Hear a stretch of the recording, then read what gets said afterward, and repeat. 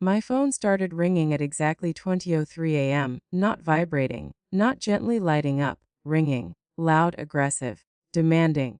The kind of ringing that immediately tells your nervous system something is wrong. For a moment, I stared at the ceiling of my dark apartment in Denver, disoriented, my brain struggling to surface from sleep. My heart was already beating faster before I even reached for the phone. Only 3 people in the world would call me at that hour: my parents. I grabbed the phone from my nightstand. Mom flashed across the screen. I answered immediately. Hello. Her voice came through in broken gasps. Caitlin? Oh my God, Caitlin, thank God you answered. She was crying. Not normal crying, panicked crying. The kind that feels rehearsed and real at the same time. What happened? I asked, already sitting up. It's Christopher, she sobbed. He's in Aspen. He's in the hospital. Something's wrong. He's in horrible pain. They won't treat him unless we pay first. In the background, I could hear my father pacing. His footsteps were fast and even. They need $25,000 immediately, he said, his voice tight. Right now, or they won't do anything for him. $25,000. Immediately. My fingers tightened around the phone. For most of my life, that number would have triggered exactly one reaction: compliance, panic, transfer the money, fix the problem, be the good daughter, be the responsible sister, be the one who makes everything okay. But something was different tonight. Something inside me didn't react. It didn't panic. It didn't rush. It simply observed. How did this happen? I asked calmly. We don't know. My mother cried. He just called us. He was screaming. Caitlin, please. He needs you. Needs you. Not needs help. Not needs support. Needs you. Needs your money. Needs your solution. Needs your sacrifice. I swung my legs over the side of the bed and stood up, walking slowly toward the window. The city outside was quiet, still, untouched by the chaos in their voices. Send it now, my father said, more firmly this time. We don't have time to waste. There it was, not a request, an expectation, a command. As if my role had already been decided, as if my answer was already known. For 32 years, it had been. But tonight, something had changed. I took a slow breath, and for the first time in my entire life, I said the word they never expected to hear. No. Silence. Complete silence. It lasted maybe 2 seconds. Then my mother gasped like I had physically struck her. What? I'm not sending the money, I said, my voice steady. My father's tone turned sharp. Caitlin, this isn't the time for one of your moods. Mood, not boundary, not decision, mood. He's in pain, my mother said, her voice trembling. He's your brother? I stared out at the empty streets below. For decades, that sentence had been the key that unlocked my obedience. He's your brother, as if that erased every responsibility he had to himself, as if that transferred every responsibility onto me. But tonight, the words didn't work. They fell flat, powerless. I'm sorry, I said. And I hung up. My hand didn't shake. My chest didn't tighten. My stomach didn't drop. Instead, something else filled the space where guilt used to live. Stillness. I turned off my phone, placed it face down on the nightstand, and went back to bed. I didn't sleep immediately. I lay there, staring into the darkness, waiting for the guilt to arrive, waiting for the panic, waiting for the crushing weight of being a terrible daughter, a terrible sister, a terrible person. But it never came. For the first time in my life, my mind was quiet. No internal voice whispering accusations. No imaginary version of my mother shaking her head in disappointment. No invisible pressure tightening around my chest. Just silence, clean, empty, free. I wasn't always like this. I wasn't born strong. I was trained to be useful. I was the oldest child, which, in my family, wasn't a position.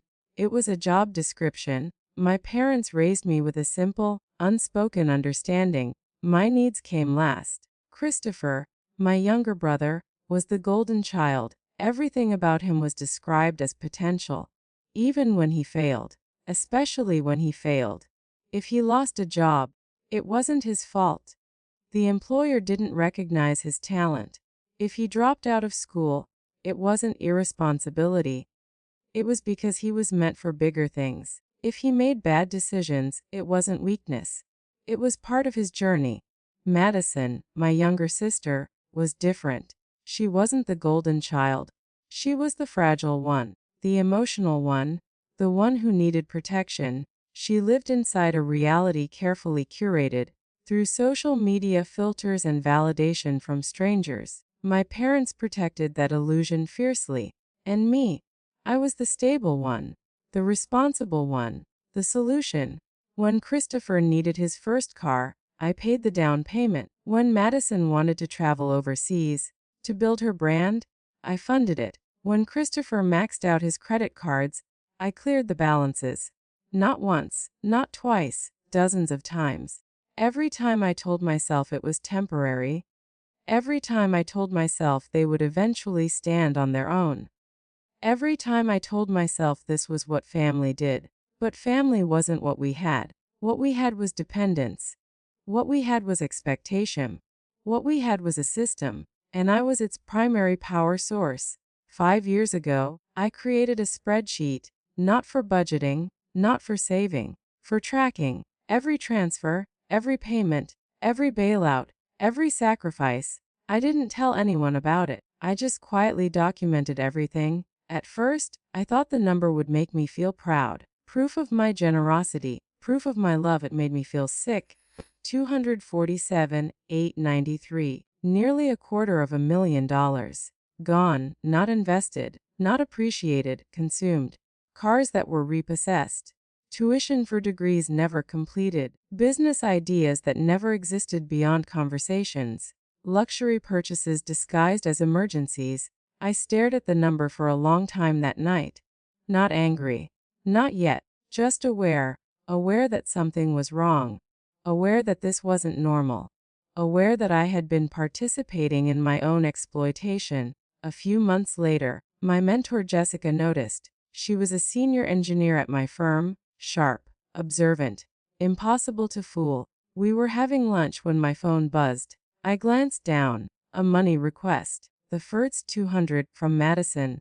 The note said urgent. Jessica watched my face. "You're going to send it, aren't you?" she asked. I hesitated. Probably.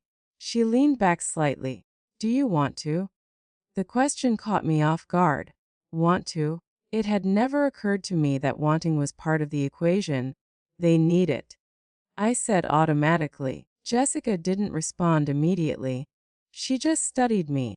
Then she said something that would stay with me forever. "They don't need it," she said quietly. "They expect it."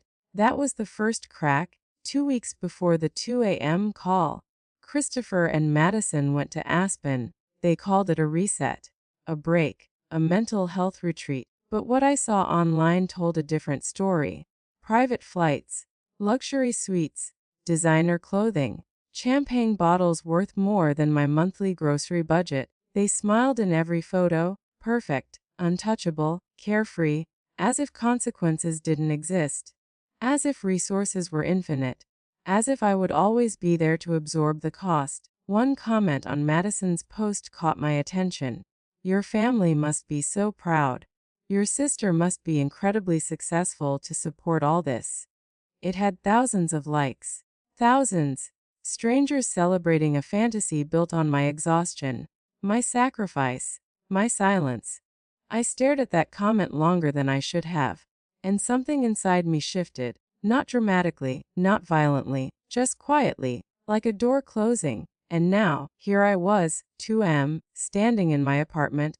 After saying no, for the first time, I didn't know what would happen next. But I knew one thing with absolute certainty. Nothing would ever be the same again. Because somewhere, in Aspen, my family was realizing something they had never considered before. Their safety net was gone. And they were about to find out exactly how far they could fall. What I didn't know yet was that my brother wasn't in a hospital at all. He was sitting in a jail cell. And by morning, my entire life would be under attack, not by strangers, but by my own family. I woke up at 7:12 a.m. to silence, not peaceful silence, heavy silence, the kind that feels artificial, temporary, like the calm before something explodes. For a moment, I forgot. Then I remembered the call, the crying, my answer. No. I reached for my phone. It was still face down where I'd left it. For years, waking up meant immediately checking messages, anticipating emergencies, requests, subtle manipulations disguised as concern. But now, I hesitated. Part of me didn't want to look, because looking meant stepping back into their world. And for the first time, I had stepped outside it. Still, I picked it up, powered it on. The screen lit up, and instantly, everything detonated. Over 300 unread messages, 47 missed calls, dozens of email notifications, unknown numbers, social media alerts. My stomach didn't drop, it hardened. I opened Instagram first, and there it was. Madison's face filled the screen. She was crying, perfectly crying. Her mascara was smudged just enough to look believable, but not enough to look unattractive. Her voice trembled as she spoke directly into the camera. "My brother is suffering right now," she said. "He's in severe pain in a hospital, and my own sister is refusing to help him." She paused, letting the words sink in, letting her audience feel the injustice. "She has money," Madison continued. "She has a high-paying job. She just doesn't care." My chest remained still. No panic, just observation. Then I saw what she had written in the caption. She had tagged me, my full name, my employer, my professional email address. She had handed me over to millions of strangers and invited them to judge me. The comments were brutal. "How can you live with yourself? You're disgusting. Money means nothing if you have no soul. I hope your company sees who you really are." My phone buzzed again. A text message, unknown number. "You should be ashamed." Then another, "Heartless." Another, "Monster." Another, "Karma will destroy you." The attacks came faster than I could process them. Strangers who had never met me, who knew nothing about me, who had been given a carefully constructed version of reality and believed it completely. Because Madison knew exactly how to tell a story. She had spent years perfecting it, and in her story, she was the victim. Christopher was the victim. My parents were the victims. I was the villain. At 8:26 a.m., my work email started filling. Subject lines appeared one after another. Concern regarding employee conduct. Question about Caitlin Fletcher. Your employee lacks compassion. Termination request. Each one carried the same message beneath different words. They wanted consequences. They wanted punishment. They wanted justice.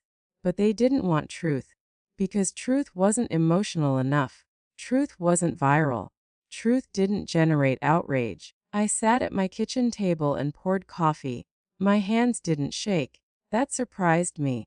The old version of me would have been frantic, calling, apologizing, trying to fix it, trying to repair the image Madison had shattered. But that version of me was gone. This version was quiet, still, watching, learning, understanding. This wasn't about Christopher. This was about control. I had disrupted a system, and systems fight back when threatened. At 9:02, my phone rang. "Jessica." I answered immediately. "Good morning," she said calmly. She didn't sound angry. She didn't sound concerned. She sounded exactly the same as she always did. "I assume you've seen it," she added. "Less." A pause. Then she said something simple. "Do you want to tell me what's actually happening?" Not accusing. Not assuming. Just asking. I respected that.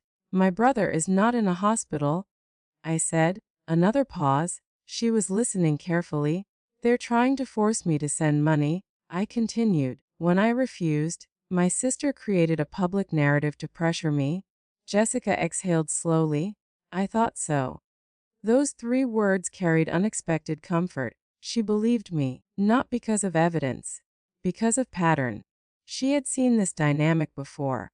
People like Madison relied on performance. People like me relied on silence. I'll notify HR, she said. You're not in any trouble. Relief didn't flood me. Validation did. They can scream online all they want. She continued. What matters is your work, and your work speaks for itself. Professional, measured, fair. Everything my family wasn't. By noon, I had taken control of what I could. Blocked unknown numbers. Filtered emails. Set my social media to private. I didn't respond. I didn't defend myself. I didn't explain. Because I had finally learned something important. Explanations don't work on people who benefit from misunderstanding you. My silence wasn't weakness. It was strategy. Let them perform. Let them escalate. Let them reveal themselves. Because people eventually expose the truth when they run out of lies. At 3:47 p.m., my phone rang again. Unknown number. Aspen area code. I almost ignored it, but curiosity won. I answered. Hello. The voice on the other end was calm, professional. Is this Caitlin Fletcher? Yes. This is Officer Daniel Miller with the Aspen Police Department. Everything inside me sharpened instantly. Police. Not hospital. Police? I'm calling regarding your brother, Christopher Fletcher. I stood up slowly, walked to the window, watched the city below. What about him? I asked. There was a brief pause, as if he was choosing his words carefully. Mom, he said, your brother is currently in custody. Custody, not hospital, not injured, not suffering. Custody. He was involved in an incident at a casino last night. The officer continued. I didn't interrupt. He physically assaulted an employee. He said. During our investigation, we also discovered he used falsified identification and fraudulent credit authorization. Fraud. My grip tightened slightly on the phone. He obtained approximately $100,000 in casino credit under false pretenses, the officer said, and lost it, $100,000. Gone just like that. He has been formally charged, the officer added. Charged. Criminally charged. My family hadn't called me to save Christopher from pain. They had called me to save him from consequences. The difference changed everything. He listed you as his emergency contact. The officer said, of course he did, because in his mind, I was still the solution, still the safety net, still the resource. He's requesting financial assistance for bail. The officer finished. There it was. The real reason, not health, not safety, money, always money. I spoke calmly. I will not be providing that. The officer didn't sound surprised. Understood, he said. He didn't argue, didn't pressure, didn't manipulate. Because he wasn't family, he was reality, and reality didn't negotiate. He thanked me for my time, and hung up. I stood there for a long time after the call ended, not shocked, not angry, certain that everything I had suspected was true. The hospital was a lie. The emergency was a lie. The suffering was a lie. It was always a lie, and they had expected me to believe it. Because I always had before, but not anymore. Minutes later, my phone rang again. Blocked number. I answered. My father's voice came through immediately, panicked, desperate. They're going to ruin his life, he said. No greeting, no apology, just expectation. He ruined his own life, I replied calmly. Silence. Then my mother's voice, sharp, emotional, cruel. You're abandoning your own brother. The accusation hit the air, but it didn't hit me, because it wasn't true. I wasn't abandoning him. I was releasing responsibility that was never mine. I'm done, I said, and hung up. But what my father said next, just 24 hours later, would reveal a secret so devastating. It would make me question everything I thought I owned, even my own home. The next morning, I didn't wake up to notifications. I woke up to absence. No missed calls, no hateful messages, no digital mob waiting outside my life. Just quiet. It should have felt peaceful. Instead, it felt suspicious. Because people like my family didn't stop. They escalated. They regrouped. They searched for new angles of attack. I moved through my morning slowly, methodically. Shower, coffee, laptop, work, normal, controlled, mine. For the first time in decades, my day belonged entirely to me, not to Christopher's latest crisis, not to Madison's newest emergency, not to my parents' endless disappointment. Just me. It was unfamiliar, and it was addictive, but at 18 a.m., the illusion of peace shattered. My phone rang. Not a blocked number, not unknown, a public pay phone. I almost didn't answer. Almost. But something inside me knew. This was different. I answered. Hello. My father's voice came through weaker than I had ever heard it. Not angry, not demanding, defeated. Caitlin, he said, barely above a whisper. He sounded smaller, older, fragile in a way I had never associated with him before. For most of my life, my father had been the quiet authority in our family, not loud like my mother, not emotional like Madison, not reckless like Christopher. He was controlled, measured, solid, but now, he sounded like a man standing on the edge of something he couldn't stop. They're going to send him to prison, he said. Not if. Going to. The certainty in his voice told me everything. The truth had fully arrived. I leaned against the kitchen counter, letting him speak. There's more you need to know, he said. His breathing was uneven, as if every word cost him something. He has a gambling problem. The words hung in the air, heavy, ugly, final. I didn't respond. Because suddenly, everything made sense. The sudden emergencies, the unexplained debts, the constant financial disasters that never seemed to end. They weren't accidents. They were symptoms. How long? I asked quietly. He hesitated. Years. Years, not months, not recently. Years. Which meant one thing. They had known. And they had hidden it from me. He promised he would stop. My father continued. He said Aspen was his last chance. He said he could win everything back. Win everything back. The fantasy logic of addiction. The lie addicts tell themselves to justify one more risk, one more bet, one more disaster. And instead, my father said, his voice cracking, lost everything. Not everything. He lost money, but he hadn't lost everything. Because he still had them, and until recently, he still had me. How much? I asked. Another pause. Longer this time. 200,000. I closed my eyes. $200,000. Gone, not invested, not stolen. Given away freely to probability. Destroyed by mathematics. Destroyed by hope. Destroyed by denial. We borrowed against the house. He admitted. The house. The only stable thing they had left. The place I grew up. The place that was supposed to represent security. Gone. All of it. Not because of tragedy. Because of choices. We covered his debts. My father continued. We paid the collectors. We paid everyone. Except they hadn't, because debt didn't disappear. It transferred. It grew. It waited. And now, it had arrived. The bank is taking the house, he said. There it was. The real emergency, not Christopher's pain, not Christopher's safety, their comfort, their stability, their consequences. And then he said the words I knew were coming. We need your help. Not want, need. Always need. How much?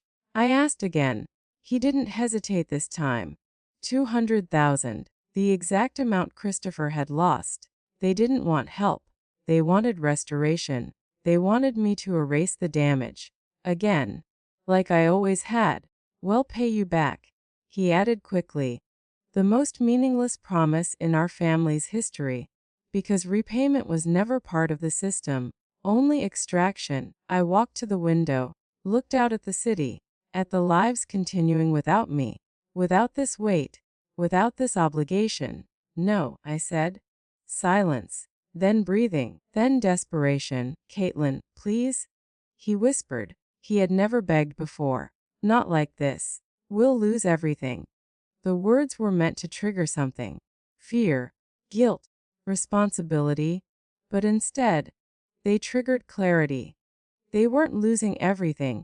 They were losing the illusion that I would always save them. And then he said something that changed everything. We helped you, he said. I froze. You wouldn't even have your condo without us. My chest tightened slightly. Not with guilt, with confusion. What do you mean? I asked. Another pause. Long, dangerous. The down payment? He said quietly. We gave you $40,000. 40,000. My down payment. The foundation of my independence. The symbol of everything I had built myself. Or so I thought. You didn't give it, I said carefully. It wasn't a question. It was instinct. His breathing became uneven again. And then, he broke. We couldn't get approved, he admitted. So I signed your name. The words didn't register immediately. My brain rejected them, refused to process them. You what? We needed the money, he said, crying now. We used your credit. Just temporarily. We've been making the payments. Used your credit. Signed your name. Not helped. Stolen. Not supported. Committed fraud. My fraud. Attached to my identity. Without my knowledge. Without my permission. The walls of my life shifted slightly. Not collapsing. Revealing. Everything I thought was mine wasn't. My independence had been partially manufactured. My stability had been partially fabricated. Built on something I never agreed to. You forged my signature, I said. He didn't deny it. Because denial wasn't possible anymore. We were desperate. He whispered, desperate. The universal excuse. The justification for betrayal. The permission to violate trust. I felt something inside me settle. Not anger. Not sadness. Finality. You don't need my help, I said. You need accountability. And I hung up. Not because I was emotional. Because I was done. That night, I sat alone in my apartment, not crying, not shaking, thinking, reconstructing my life with new information.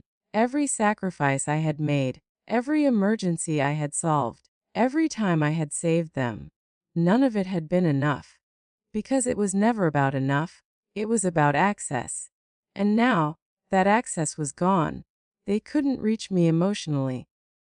They couldn't reach me financially. They couldn't reach me psychologically. For the first time in my life, I was untouchable. But what I didn't know yet was how far they were willing to fall, now that their last safety net was gone. Because within weeks, my family would lose their house, my brother would face prison, and my sister would make one final, desperate move to drag me down with them. The collapse didn't happen all at once. It happened in layers.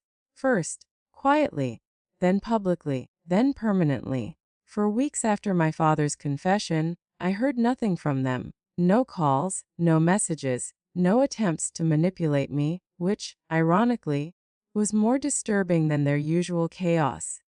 Because silence from people like them didn't mean acceptance.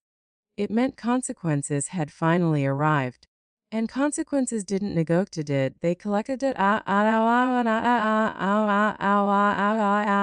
learned about the house first. Not from my parents. From a public notice. A legal document filed in their county.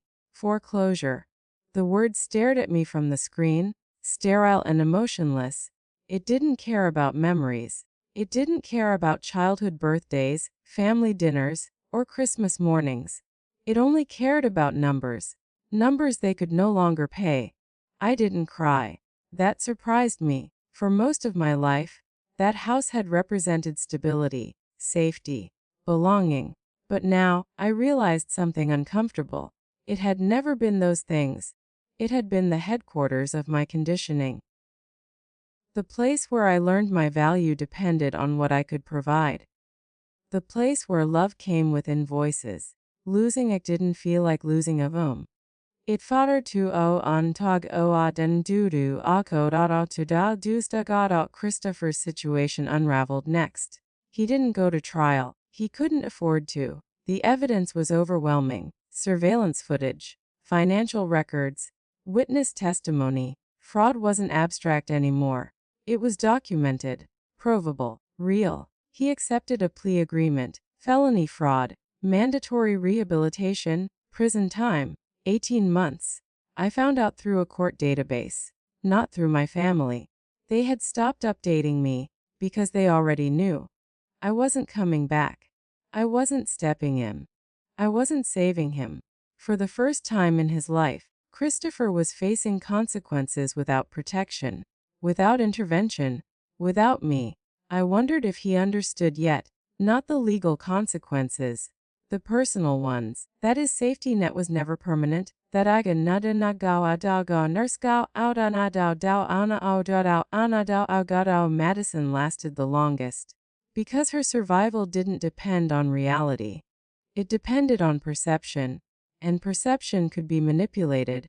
For a while, she didn't address Christopher's arrest publicly. She didn't mention the charges. She didn't mention the lies. Instead, she pivoted. She posted inspirational quotes, messages about strength, resilience, faith. She framed herself as someone enduring hardship, without explaining the cause. Her followers responded exactly as expected: support, encouragement, validation.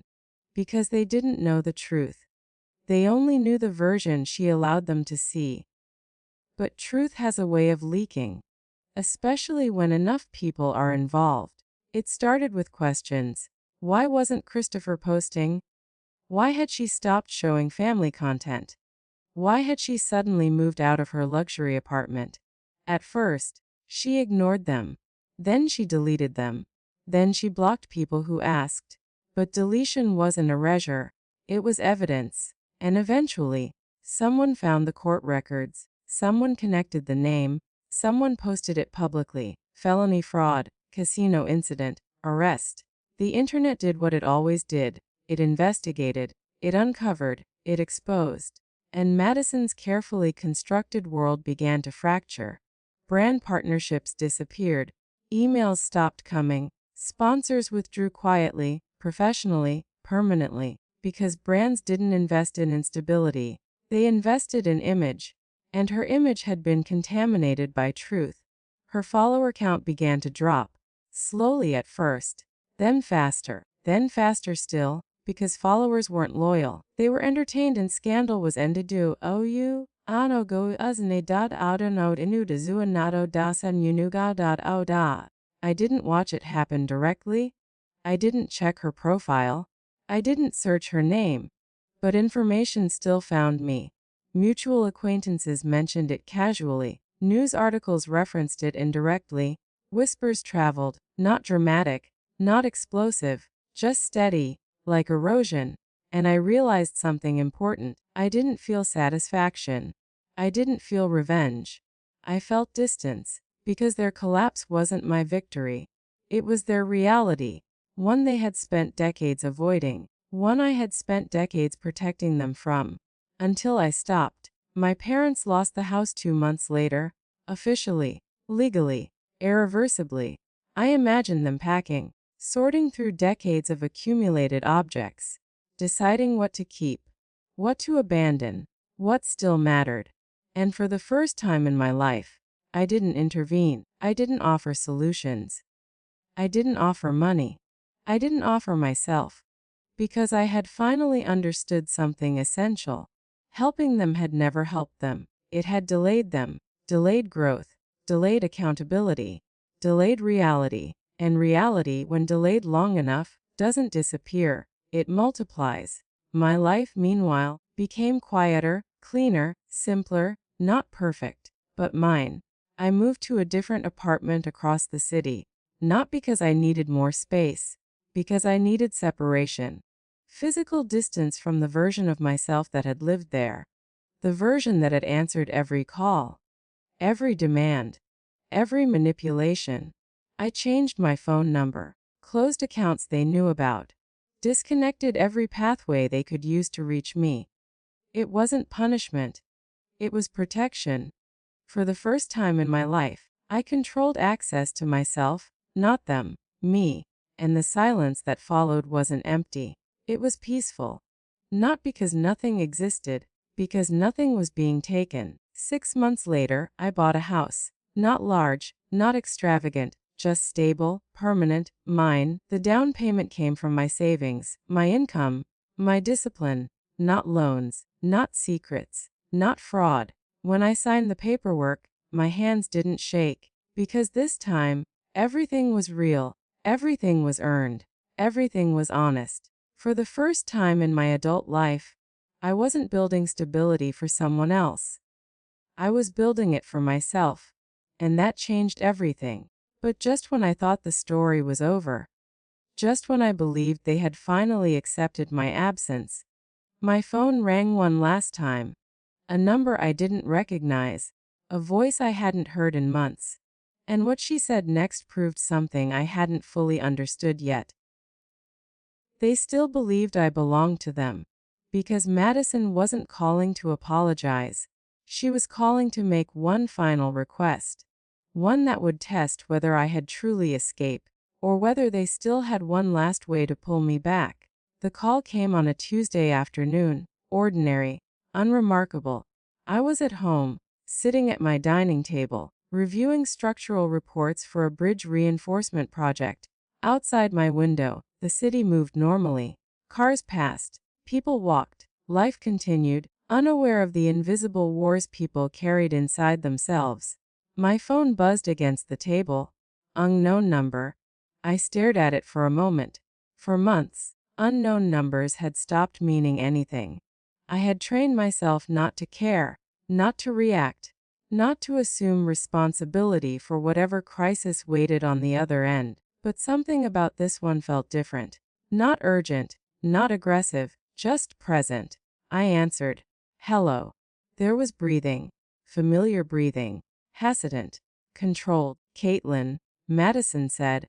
Her voice sounded smaller. Not weak, not broken, just stripped of performance. For years, Madison's voice had always carried something extra: confidence, expectation, certainty that the world would adjust itself around her needs. That certainty was gone now. What do you want? I asked calmly. No anger, no emotion, just clarity. She didn't answer immediately, as if she hadn't expected the question to be so direct. I just wanted to talk, she said finally. Talk. Such a harmless word, such a dishonest one. Because people like Madison never called just to talk. They called to extract, to influence, to reposition themselves inside your life. But I stayed silent, let her fill the space. I know things haven't been good, she said carefully, choosing words that avoided responsibility, words that acknowledged discomfort without acknowledging cause. I didn't help her, didn't soften it, didn't rescue her from the truth. Yes, I said simply. Another pause. I've lost everything, she said. There it was, not apology, not accountability, loss. Her loss, not what she had done, what it had cost her. My partnerships are gone, she continued. My followers dropped. I had to move out. She spoke like someone describing a natural disaster, something that had happened to her, not something she had helped create. And, I asked. The word wasn't cruel, it was neutral. It forced her to confront the purpose of the call. She hesitated again, then finally said it. I need help. Of course she did. The sentence I had heard my entire life. Different situations, different amounts, same expectation. Help, not responsibility, not consequence. Help. I leaned back in my chair, studied the ceiling. Felt nothing. No anger, no guilt, no instinct to fix. Just distance. How much? I asked. Her answer came quickly, as if she had rehearsed it. $20,000. $20,000. A number that once would have terrified me. A number that once would have triggered immediate compliance. But now, it was just a number, meaningless. Powerless. For what? I asked. A fresh start, she said. Fresh start. As if life was something you could reset with someone else's money. As if accountability was optional. As if consequences were temporary inconveniences instead of permanent teachers. I stood up and walked to the window. The same window where months earlier, I had first said no. The same city. The same sky. A different person standing inside it. I can't help you, I said. Her breathing changed instantly. Tension, panic, fear. Caitlin, please, she said. I don't have anyone else. The words were meant to activate something inside me. responsibility, obligation, identity. Because for most of my life, I had been the person who existed for others when they had no one else. But that identity no longer belonged to me. That's not my responsibility, I said calmly. Her voice cracked slightly. You're my sister, the oldest weapon, the most effective one, or at least, it used to be. Yes, I said. Nothing more. Because biology wasn't ownership, it wasn't obligation, it wasn't permission. It was just biology. Silence stretched between us. Long, uncomfortable, final. You've changed, she said quietly. It wasn't an accusation. It was an observation. Yes, I agreed, because I had changed from someone who existed as a resource into someone who existed as a person. And that transformation was irreversible.